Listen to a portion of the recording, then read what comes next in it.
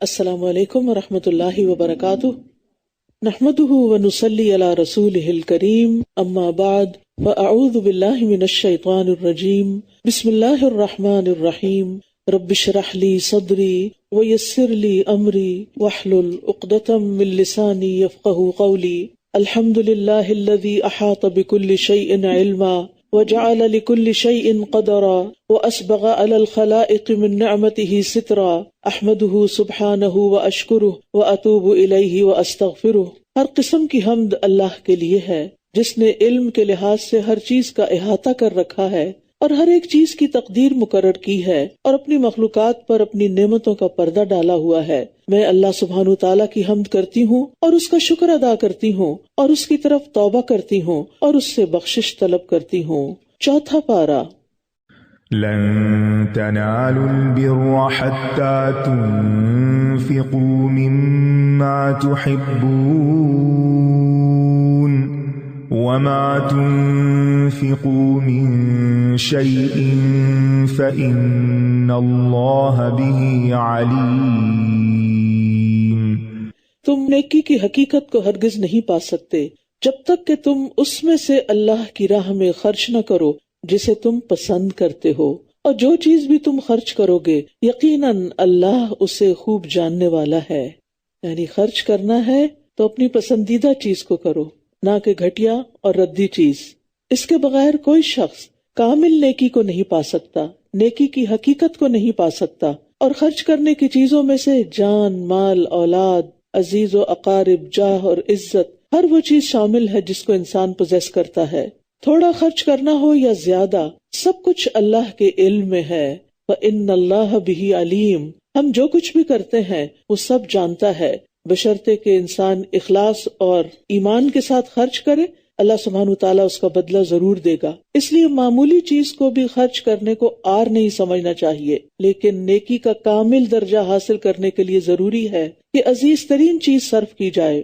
انس رضی اللہ عنہ کہتے ہیں کہ نبی صلی اللہ علیہ وسلم ممبر پر تشریف فرما تھے کہ ابو طلحہ نبی صلی اللہ علیہ وسلم کے پاس آئے اور پوچھا کہ آپ کی کیا رائے ہے؟ اللہ عز و جل نے یہ آیت نازل فرمائی ہے، لن تنالوا البر حتى تنفقوا مما تحبون، اور مجھے اپنے سارے مال میں سے بیرہا کی زمین زیادہ محبوب ہے اور میں اس کے ذریعے اللہ عز و جل کا قرب حاصل کرنا چاہتا ہوں۔ تو رسول اللہ صلی اللہ علیہ وسلم نے فرمایا، واہ واہ، بیروہا تو بڑا نفع بخش مال ہے، کیونکہ آپ صلی اللہ علیہ وسلم وہاں تشریف لے جایا کرتے تھے اور وہاں کے کنویں کا میٹھا پانی پیا کرتے تھے، پھر انہوں نے وہ باغ لوگوں میں تقسیم کر دیا۔ یہ ہے اللہ کی محبت پانے کا جذبہ۔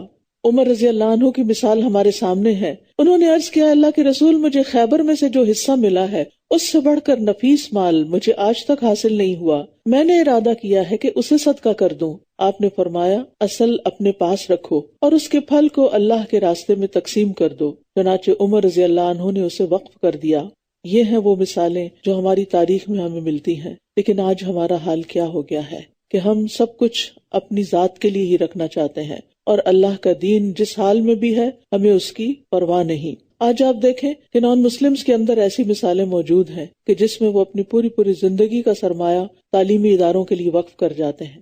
آج ہی صبح مجھے کسی نے ایک ویڈیو کلپ شیئر کیا جس میں ایک خاتون نے $1 بلین ایک میڈیکل کالج کو دیا ہے نیو یارک میں، جس کی وجہ سے تمام کے تمام اسٹوڈنٹس کی میڈیکل کی مہنگی ترین تعلیم بالکل فری ہو گئی۔ اب آپ سوچ سکتے ہیں کہ طالب علموں پر علم حاصل کرنے کے لیے خاص طور پر یہاں یونیورسٹیز میں جانا کتنا مشکل ہے، اور کتنے بچے ڈیٹس کا شکار ہیں اور کتنی مشکلوں میں ہیں۔ لیکن مسلمان کمیونٹی اس بارے میں کم ہی سوچتی ہے کہ ان کے لیے ہم کیا سہولت فراہم کر سکتے ہیں تاکہ وہ بھی اعلیٰ تعلیم حاصل کر سکیں، یا پھر جو دینی تعلیم کے ادارے ہیں ان کو آگے بڑھانے کے لیے، ان کو ترقی دینے کے لیے ہم اپنے مال میں سے کیا خرچ کر سکتے ہیں۔ بعض اوقات ہمارے پاس مال ہوتا بھی ہے اور ہمارے بچوں کو بھی اس کی ضرورت نہیں ہوتی کیونکہ وہ سیلف سفیشینٹ ہو چکے ہوتے ہیں، لیکن اس کے باوجود ہمارا دل نہیں کھلتا۔ اور پھر خاص طور پر اللہ کے راستے میں دینے کے لیے، دنیا کی شہرت کے لیے تو پھر بھی کچھ کر لیتے ہیں، لیکن دین کے لیے کیا کرتے ہیں، یہ ہم سب کے لیے ایک سوال ہے۔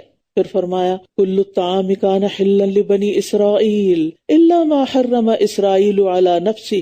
تورات نازل کیے جانے سے پہلے بنی اسرائیل کے لیے ہر کھانا حلال تھا سوائے اس کے جو اسرائیل یعنی یعقوب علیہ السلام نے خود اپنے اوپر حرام کر لیا تھا۔ کہہ دیجئے کہ لے آؤ تورات، پھر اسے پڑھو اگر تم اپنی بات میں سچے ہو۔ یہود رسول اللہ صلی اللہ علیہ وسلم کی نبوت کے سلسلے میں یہ اعتراض بھی کرتے تھے کہ یہ پیغمبر خود کو ملت ابراہیمی کے اتباع کا دعوے دار بتاتا ہے اور اونٹ کا گوشت کھاتا ہے، حالانکہ یہ گوشت ملت ابراہیمی میں حرام ہے۔ اس پر یہ آیات نازل ہوئی کہ تورات کے اترنے سے پہلے تو یہ سب چیزیں حلال تھیں، ملت ابراہیمی میں حرام نہیں تھی۔ اگر تم اپنے دعوے میں سچے ہو تو تورات لا کر دکھاؤ، کوئی دلیل دو۔ وَمَنِ افْتَرَىٰ عَلَى اللَّهِ الْكَذِبَ مِن بَعْدِ ذَلِكَ فَأُولَٰئِكَ هُمُ الظَّالِمُونَ۔ تو جو کوئی اس دلیل کے بعد بھی اللہ پر جھوٹ گھڑے تو ایسے ہی لوگ دراصل ظالم ہیں۔ کہہ دیجئے اللہ نے سچ کہا، بس تم ابراہیم کے طریقے کی پیروی کرو جو یکسو تھے اور وہ مشرکین میں سے نہ تھے۔ ان اول بیت وضع للناس للذی ببکۃ مبارکا وہدی للعالمین، بے شک پہلا گھر جو لوگوں کی عبادت کے لیے مقرر کیا گیا وہی ہے جو مکہ میں ہے، تمام جہان والوں کے لیے برکت اور ہدایت والا۔ پہلا گھر جو اللہ کی عبادت کے لیے بنا وہ کہاں ہے؟ مکہ میں۔ مکہ کون سی زمین ہے؟ بہت بابرکت زمین ہے جس کو ام القریٰ کہا جاتا ہے، بستیوں کی ماں۔ ابو ذر رضی اللہ عنہ بیان کرتے ہیں کہ میں نے رسول اللہ صلی اللہ علیہ وسلم سے سوال کیا، اے اللہ کے رسول، روئے زمین پر سب سے پہلی کون سی مسجد بنائی گئی؟ آپ نے فرمایا مسجد حرام۔ پوچھا پھر کون سی؟ آپ نے فرمایا مسجد اقصی۔ پوچھا ان دونوں کے درمیان کتنی مدت ہے؟ آپ نے فرمایا 40 سال۔ تو مکہ کا یہ گھر ہم سب کے لیے ایک اٹریکشن کا باعث ہے اور اس میں بہت خیر پائی جاتی ہے۔ اس میں عبادت کا ثواب کئی گنا زیادہ بڑھ جاتا ہے، ایک نماز 1,00,000 نمازوں کے برابر، جو ہم ساری زندگی بھی لگا دیں تو کر نہیں سکتے۔ مثلاً ایک فجر کی نماز کیا ہمیں 1,00,000 دفعہ پڑھنے کا موقع ملے گا؟ نہیں، لیکن اگر ہم ہمت کر کے پیسے جمع کر کے خود بھی اور اپنے بچوں کو بھی اللہ کے گھر لے جائیں اور ایک ایک نماز کی پھر فکر بھی کریں، کیونکہ بہت سے لوگ وہاں جا کر بھی مسجد میں نماز نہیں پڑھتے، تو وہاں جا کر اللہ کے گھر میں نمازیں پڑھنا زندگی بھر کے لیے سرمایہ اکٹھا کرنا ہے اپنی آخرت کے لیے۔ اور پھر آپ دیکھیے کہ یہ اس کے لیے بھی مبارک ہے جو اس میں حج کرتا ہے، طواف کرتا ہے، اس گھر کے پاس اعتکاف کرتا ہے، اس کے سارے گناہ معاف کر دیے جاتے ہیں۔ اور پھر یہ ہے کہ اس زمین پر برکت اس لحاظ سے بھی ہے کہ دنیا بھر کا رزق وہاں پر سمٹ کر آتا ہے اور فقر و فاقہ اور گناہ دور کرنے والی بابرکت جگہ ہے۔ رسول اللہ صلی اللہ علیہ وسلم نے فرمایا پے در پے حج اور عمرے کیا کرو، کیونکہ یہ دونوں فقر اور گناہوں کو اس طرح ختم کر دیتے ہیں جیسے بھٹی لوہے، سونے اور چاندی کے میل کو ختم کر دیتی ہے۔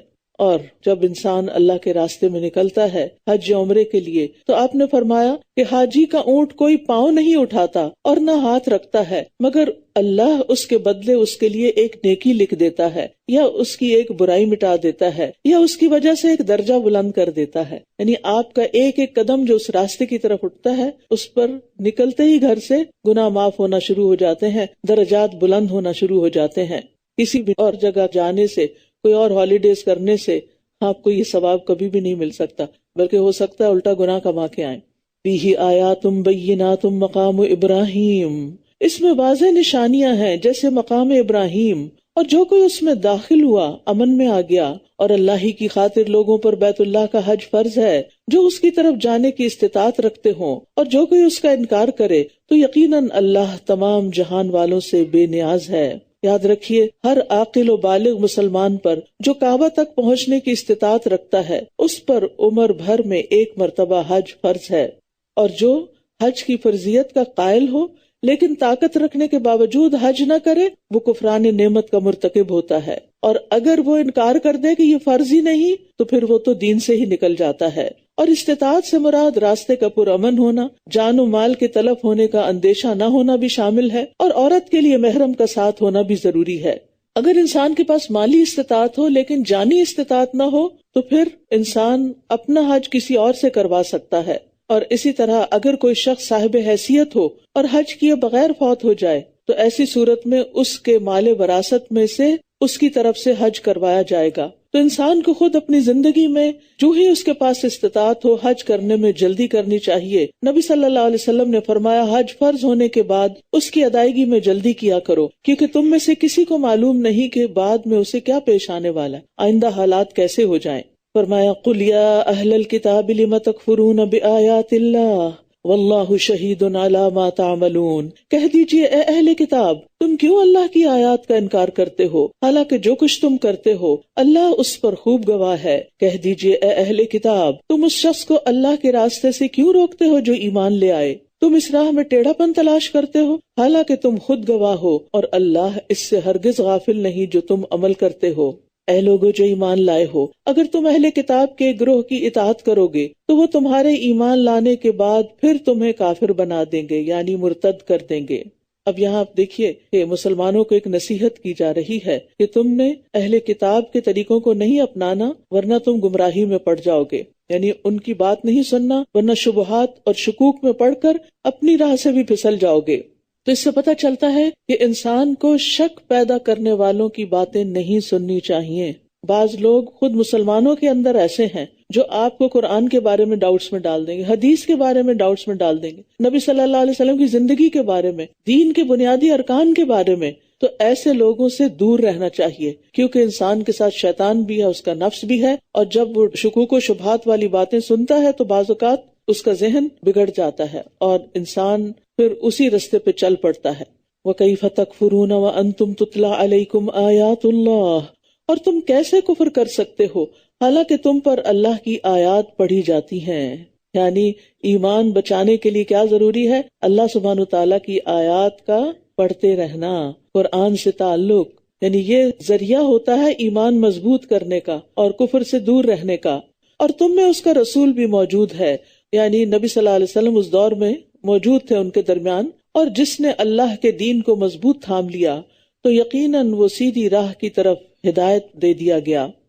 یا ایھا الذین آمنوا اتقوا اللہ حق تقاتہ ولا تموتن الا وانتم مسلمون، اے لوگو جو ایمان لائے ہو اللہ سے ڈرو جیسا اس سے ڈرنے کا حق ہے، اور تمہیں ہرگز موت نہ آئے مگر اس حال میں کہ تم مسلمان ہو۔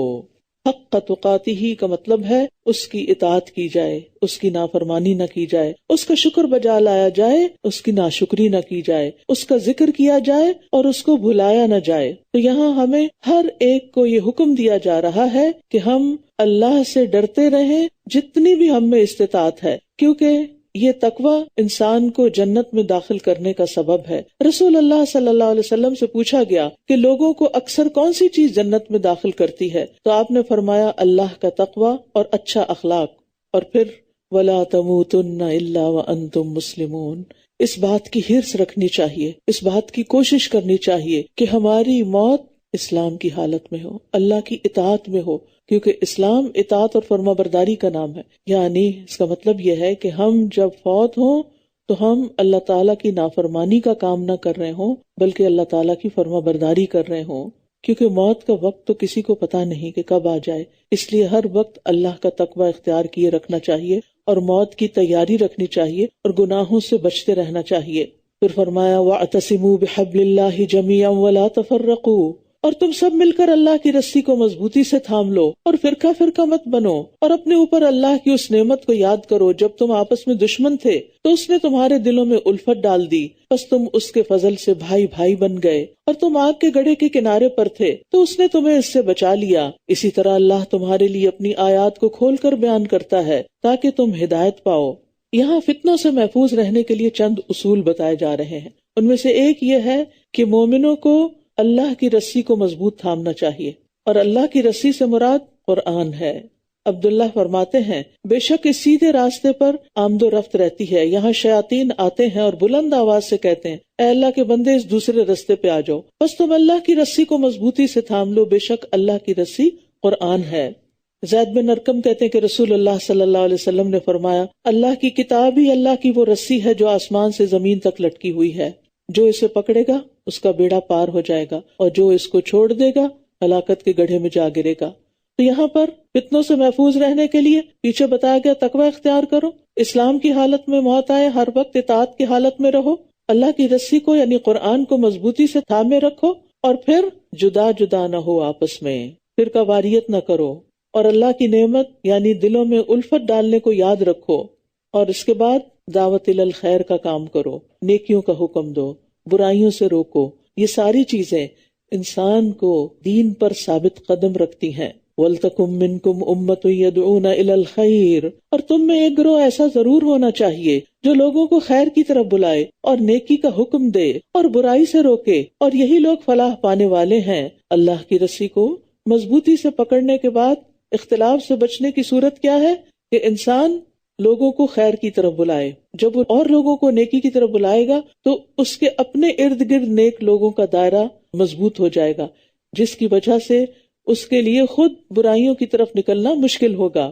اور یہ امر بالمعروف اور نہی عن المنکر امت محمد صلی اللہ علیہ وسلم پر واجب ہے، فردن فردن بھی اور جماعت کی شکل میں بھی۔ مومنوں کا آپس میں رشتہ کیا ہے؟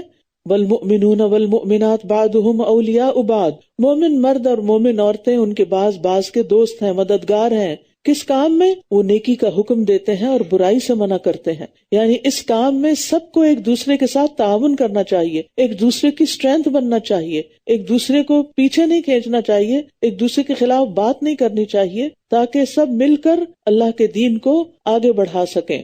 اور جو لوگ نہی عن المنکر نہ کریں تو وہ ایسے ہی ہیں جیسے وہ خود اس برائی کا ارتکاب کر رہے ہیں۔ منکر کو دیکھ کر اسے نہ روکنا غفلت اور اللہ سے اعراض کی نشانی ہے۔ منکر سے نہ روکنے والے کی بات حقیر ہو جاتی ہے اور اس کی بات مانی نہیں جاتی۔ پھر فرمایا وَلَا تَكُونُوا كَالَّذِينَ تَفَرَّقُوا، اور ان لوگوں کی طرح نہ ہو جانا جو فرقہ بن گئے اور انہوں نے واضح دلائل آ جانے کے بعد اختلاف کیا، اور یہی لوگ ہیں جن کے لیے بہت بڑا عذاب ہے۔ اس سے مراد بنی اسرائیل ہیں جو فرقوں میں بٹ گئے تھے۔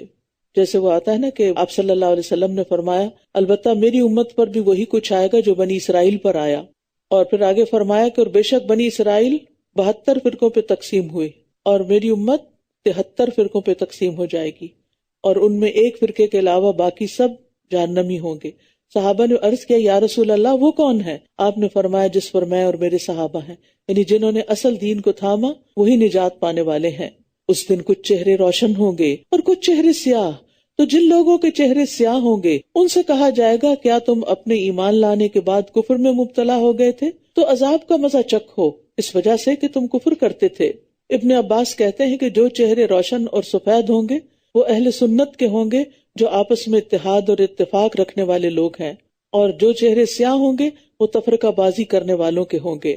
اور بنیادی طور پر یہی ہے کہ جو لوگ نیکی کے کام کرتے ہیں ان کے چہرے روشن ہوں گے، جیسے آتا ہے لِلَّذِينَ أَحْسَنُوا الْحُسْنَى وَزِيَادَةٌ وَلَا يَرْهَقُ وُجُوهَهُمْ قَطَرٌ، جن لوگوں نے نیکی کی ان کے لیے نہایت اچھا بدلہ ہے اور کچھ زیادہ بھی ہے، اور ان کے چہروں کو نہ کوئی سیاہی ڈھانپے گی نہ کوئی ذلت، یعنی نیکی کرنے والے احسان کرنے والوں کے چہرے سیاہ نہیں ہوں گے۔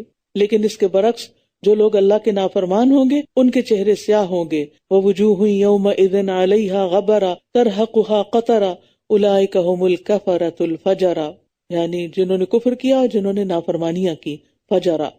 اسی طرح قرآن مجید کی اور آیات سے بھی پتہ چلتا ہے کہ مجرموں کے چہرے سیاہ ہوں گے اور جھوٹ اور تکبر سے چہرے سیاہ ہو جائیں گے۔ اور رہے وہ لوگ جن کے چہرے روشن ہوں گے تو وہ اللہ کی رحمت میں ہوں گے جس میں وہ ہمیشہ رہیں گے۔ تو یہ نیکیاں کرنے والے ہیں۔ تو وہ کون سے نیک اعمال ہیں جن سے چہرے روشن ہوں گے؟ ان میں خاص طور پر وضو کو بہت اچھے طریقے سے کرنا، وضو کی وجہ سے چہرے روشن ہوں گے۔ قیامت کے دن نبی صلی اللہ علیہ وسلم حشر کے میدان میں اپنے امتیوں کو کیسے پہچانیں گے؟ وضو کے نشانات کی وجہ سے۔ وہ سفید روشن پیشانی والے، روشن چمکتے ہاتھ پاؤں والے، یعنی کہ روشن ہی روشن ہوں گے، اور سجدوں کی کثرت کی وجہ سے بھی چہرے چمکیں گے۔ آپ نے فرمایا اس دن میرے امتیوں کی پیشانیاں سجدوں کی وجہ سے روشن اور وضو کی وجہ سے ان کے اعضاء چمک رہے ہوں گے۔ اسی طرح آپ نے دعا دی اللہ اس شخص کو تر و تازہ رکھے جس نے ہماری کوئی بات سنی پھر اسے دوسروں تک پہنچایا۔ بعض اوقات جسے بات پہنچائی جاتی ہے وہ براہ راست سننے والے سے زیادہ یاد رکھنے والا ہوتا ہے۔ اسی طرح اللہ کی خاطر باہم محبت کرنے والوں کے چہرے بھی روشن ہوں گے، اور اللہ کے راستے میں موت آنے والوں کے چہرے بھی سفید اور روشن ہوں گے۔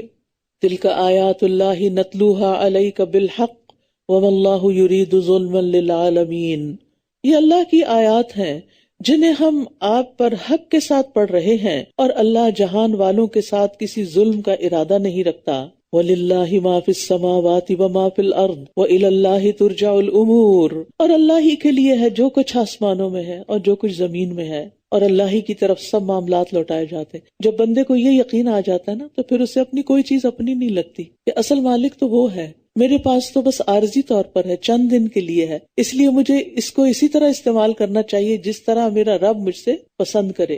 پھر فرمایا کنتم خیر امت اخرجت للناس تأمرون بالمعروف وتنہون عن المنکر، تم بہترین امت ہو جو لوگوں کی رہنمائی کے لیے نکالی گئی ہے، تم نیکی کا حکم دیتے ہو اور برائی سے روکتے ہو، اور تم اللہ پر ایمان رکھتے ہو، اور اگر اہل کتاب بھی ایمان لے آتے تو یہ ان کے حق میں بہتر ہوتا، ان میں سے کچھ مومن ہیں مگر ان کی اکثریت فاسق ہے۔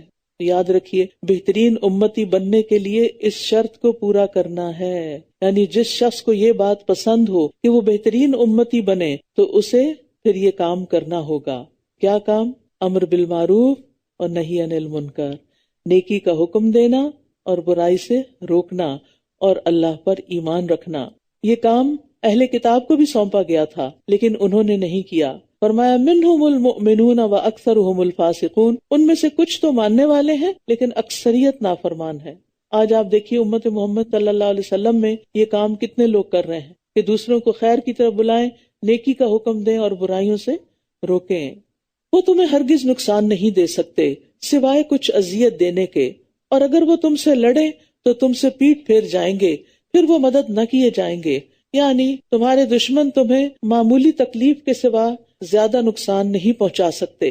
اس لیے انسان کو مخالفتوں اور دوسروں کی دی ہوئی تکلیف سے پریشان نہیں ہونا چاہیے، اور انسان کے اندر ایک تحمل اور بردباری بھی ہونی چاہیے کہ اگر کسی نے کوئی بات کہہ دی ہے تو بہت زیادہ محسوس نہ کریں، غصے کو پی جائیں، بات درگزر کر جائیں اور اپنے مقصد پر فوکس کریں۔ کیونکہ جب انسان ہر ایک کی بات کی ریزن تلاش کرنے لگتا ہے، اس سے بدگمانی کرنے لگتا ہے اور اس کے پیچھے پڑ جاتا ہے اور پھر اس کو اٹھا کے دوسروں تک لے جاتا ہے اور پھر اس کو اپنے دل پہ رکھ کے دل کو بوجھل رکھتا ہے، تو پھر ایسا شخص کسی کام کا نہیں رہتا، وہ بیکار ہو جاتا ہے۔ تو اس بیکاری سے بچنے کے لیے بہت سی باتوں کو سنی انسنی کر دیں، ایک کان سے سنیں دوسرے سے نکال دیں، بلکہ ایک میں بھی ڈالنے کی ضرورت نہیں، اور دل تک تو جانی ہی نہیں چاہیے۔ ضربت علیہم الذلۃ اینما ثقفوا، وہ جہاں کہیں بھی پائے گئے ان پر ذلت مسلط کر دی گئی، سوائے اس کے کہ اللہ کا سہارا اور لوگوں کا سہارا لے لیں، اور وہ اللہ کی طرف سے غضب میں گرفتار ہو کر پلٹے اور ان پر محتاجی مسلط کر دی گئی۔ یہ سب کیوں ہوا؟ یہ اس لیے ہوا کہ وہ اللہ کی آیات کا انکار کرتے تھے اور انبیاء کو ناحق قتل کرتے تھے۔ یہ اس وجہ سے بھی ہوا کہ وہ نافرمانی کرتے تھے اور حد سے بڑھ جاتے تھے۔ تو اس سے یہ پتہ چلتا ہے کہ کفر اور معصیت کی وجہ سے عذاب الہی آتا ہے، اور طاقتور ہونے کے باوجود دین سے دوری انسان کی ذلت کا باعث بنتی ہے۔ آج امت کی ذلت اس کے اپنے دین سے دور ہونے کی سزا ہے۔ اللہ تعالیٰ اطاعت گزاروں کو عزت بخشتا ہے چاہے وہ کمزوری کیوں نہ ہو، اور نافرمانوں کو ذلیل کرتا ہے خواہ وہ طاقتور ہی کیوں نہ ہو۔ لیسوا سواء من اہل الکتاب امۃ قائمۃ یتلون آیات اللہ آناء اللیل وہم یسجدون، وہ سب ایک جیسے نہیں ہیں، سارے اہل کتاب ایک جیسے نہیں۔ اہل کتاب میں سے ایک جماعت ایسی بھی ہے جو حق پر قائم ہے، وہ رات کی گھڑیوں میں اللہ کی آیات کی تلاوت کرتے ہیں اور وہ سجدے کرتے ہیں۔ امۃ قائمہ یعنی قیام کرنے والی امت ہے، اور قیام سے مراد تہجد کی نماز ہے، اور اس کے علاوہ علم پڑھنے پڑھانے میں بھی رات جاگنے کی فضیلت ہے۔ ابن عطیہ کہتے ہیں ایسا علم پڑھنے پڑھانے کے لیے رات کو جاگنا جس سے اللہ کا چہرہ چاہا جائے وہ بھی اس آیت میں داخل ہے۔ تو بعض اوقات علم سکھانا نفل نماز سے بھی افضل ہو جاتا ہے کہ جس سے لوگوں کی زندگیوں میں کوئی تبدیلی آئے، ان کو راحت اور سکون ملے۔ لیکن خاص طور پر رات کے وقت رات کی گھڑیوں میں قیام کی حالت میں قرآن کی تلاوت کی فضیلت ہی کچھ اور ہے، اس کا بے انتہا ثواب ہے۔ عبداللہ ابن عمرو بن العاص کہتے ہیں کہ رسول اللہ صلی اللہ علیہ وسلم نے فرمایا جس شخص نے 10 آیتوں سے قیام کیا اس کو غافلوں میں نہیں لکھا جاتا۔ تو گن کے 10 آیتیں تو کم از کم ضرور پڑھا کریں، 2 نفل میں بھی 10 آیتیں پوری ہو جائیں گی انشاءاللہ۔ اور جو 100 آیتوں سے قیام کرے وہ فرما برداروں میں لکھا جاتا ہے، اور جو 1000 آیتوں سے قیام کرے وہ بے انتہا ثواب جمع کرنے والوں میں لکھا جاتا ہے۔ ایسے بھی خوش قسمت ہوتے ہیں۔ تو یہاں اللہ سبحانہ وتعالیٰ اہل کتاب کے ان لوگوں کی تعریف کر رہے ہیں کہ جو ایمان کے ساتھ قیام اللیل بھی کرتے ہیں۔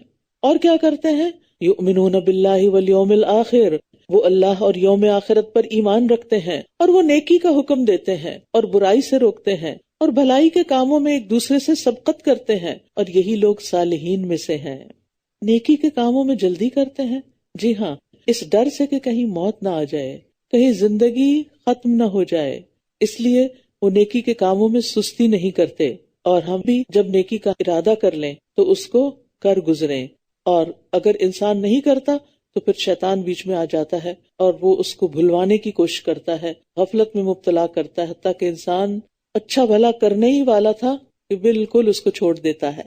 وَمَا يَفْعَلُوا مِنْ خَيْرٍ فَلَنْ يُكْفَرُوهُ وَاللَّهُ عَلِيمٌ بِالْمُتَّقِينَ، اور نیکی کا جو کام بھی وہ کریں گے تو اس کی ہرگز ناقدری نہ کی جائے گی، اور اللہ تقوی والوں کو خوب جاننے والا ہے۔ یعنی جس قدر تقوی ہوگا اس قدر نیکی کا ثواب ہوگا، انہیں نیکی کے ثواب سے محروم نہیں رکھا جائے گا، ہر نیکی پر اجر۔ قرآن مجید میں آتا ہے ان اللہ لا یظلم مثقال ذرۃ وان تک حسنۃ یضاعفها ویؤت من لدنہ اجرا عظیما، اللہ تو کسی پر ذرہ بھر بھی ظلم نہیں کرتا، اگر کسی نے کوئی نیکی کی ہو تو اللہ اسے بڑھا دے گا اور اپنے پاس سے بہت بڑا اجر عطا فرمائے گا۔